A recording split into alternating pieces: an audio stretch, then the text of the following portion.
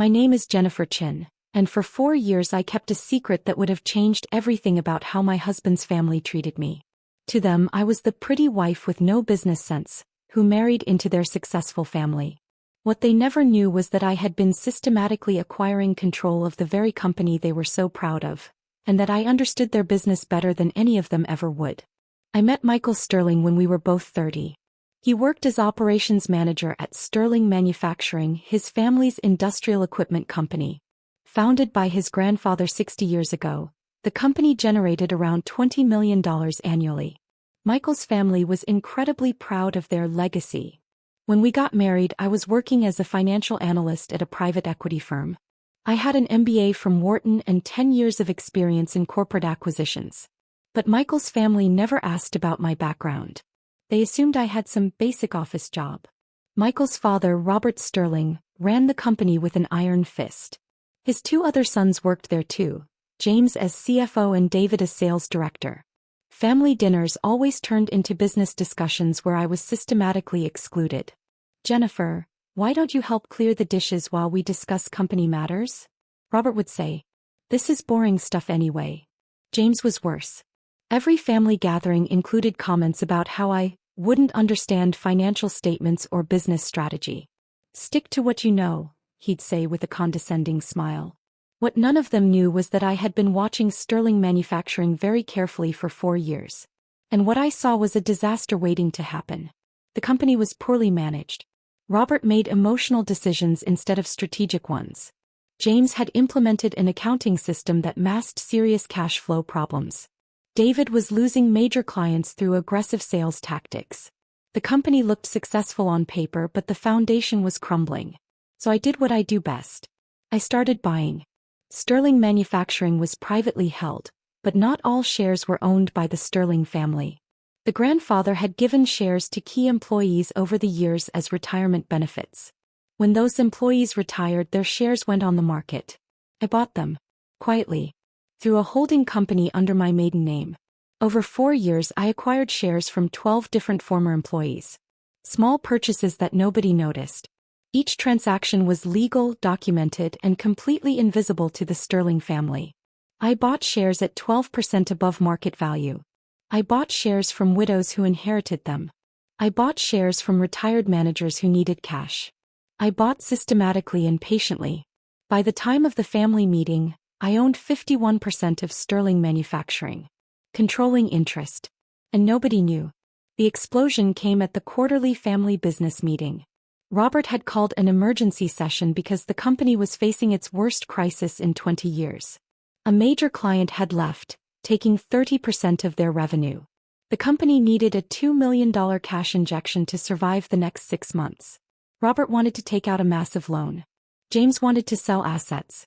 David blamed the entire crisis on market conditions, rather than his terrible client management. The meeting took place in Robert's home office.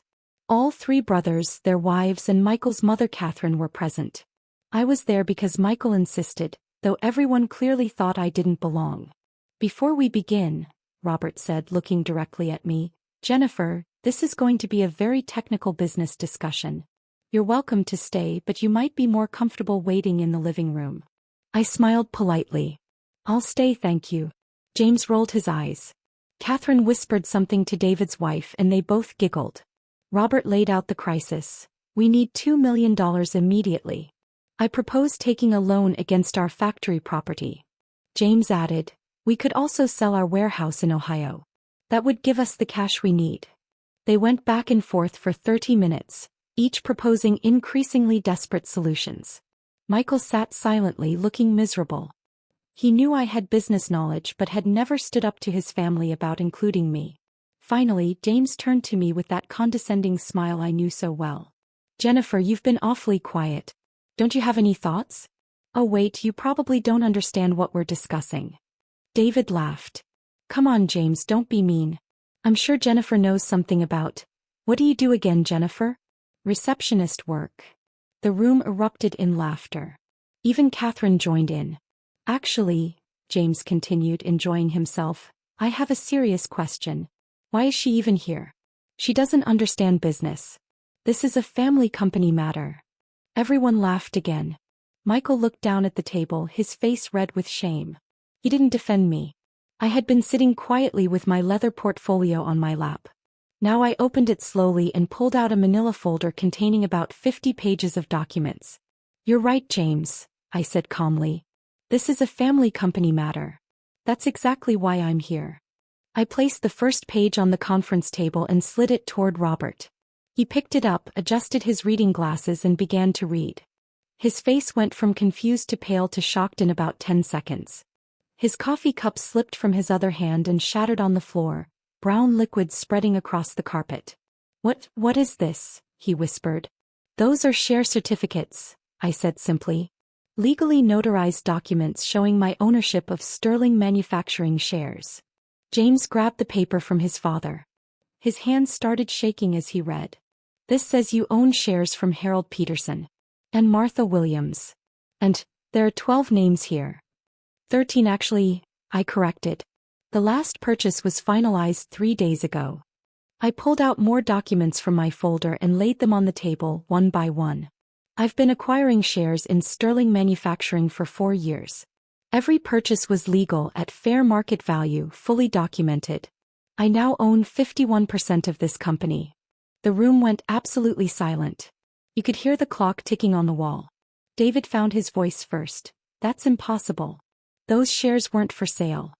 "They absolutely were," I responded. "When employees retire and receive shares as part of their compensation, those shares can be sold. I found 12 former employees and 1 widow who were willing to sell. I paid 15 to 20% above market value. Everyone was happy." Robert was staring at me like he'd never seen me before. "You own 51%? Controlling interest," I confirmed. "Which means I now have majority voting rights on all company decisions." Catherine gasped. But you don't know anything about running a company." I smiled and pulled out another document. "This is my MBA from Wharton. I graduated top of my class with a specialization in corporate acquisitions and turnarounds. And this," I placed another paper down, "is my resume. 10 years as a financial analyst specializing in manufacturing company acquisitions. I've personally overseen the restructuring of 8 companies. Successfully." Michael was staring at me with his mouth open. "Jennifer, I didn't know." "You never asked," I said simply. "In 4 years of marriage, not once did anyone in this family ask about my education or my career. You all assumed I was some airhead who married into money." James was reading through the documents, his face getting redder. "Even if this is real, you can't just take over our family company." "I'm not taking over anything," I replied calmly. "I'm exercising my rights as majority shareholder. And frankly, this company needs serious help." I pulled out another document, a full analysis I'd been preparing for months. "Your client didn't leave because of market conditions, David.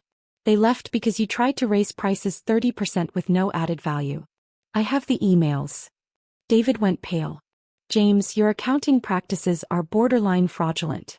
You've been moving money between accounts to hide cash flow problems. I have forensic reports." James looked like he might be sick. "And Robert, you've been running this company on emotion instead of strategy for 10 years. You have 3 major clients who each represent more than 20% of your revenue. That's catastrophically dangerous. When one leaves, you face collapse." I laid out my final document, a complete restructuring plan. "This is how we save Sterling Manufacturing. We implement proper accounting controls. We diversify our client base. We fire David." "What?" David shouted. "You're a liability," I said flatly. "Your aggressive sales tactics have damaged relationships with 6 clients in the past 2 years. You're done." Robert finally found his voice. "Jennifer, we can discuss this." "There's nothing to discuss," I interrupted. "I own 51%. I have controlling interest. These are the changes that will happen. You can accept them, or I can call a shareholder meeting and vote you out as CEO." The silence was crushing. Michael finally spoke. "Jennifer, why didn't you tell me?" I looked at my husband with a mix of sadness and disappointment. "Because I wanted to see who you'd be when you thought I had no power. And I learned that you'd sit quietly while your family mocked and belittled me for 4 years." I gathered my documents and stood up. The restructuring plan is in this folder. Read it. We'll implement it starting Monday. If anyone wants to challenge my ownership, my lawyer's contact information is on the last page. I walked to the door, then turned back. One more thing. James, that comment about me being a receptionist? I currently earn $400,000 a year as a senior partner at my firm. That's more than you, David, and Michael combined. I left the room and walked out of the house. 3 days later, Robert called me. His voice was humble, almost broken. Jennifer, we read your plan. It's brilliant. Will you help us implement it? On one condition, I said. I want a formal apology from every person who mocked me. In writing.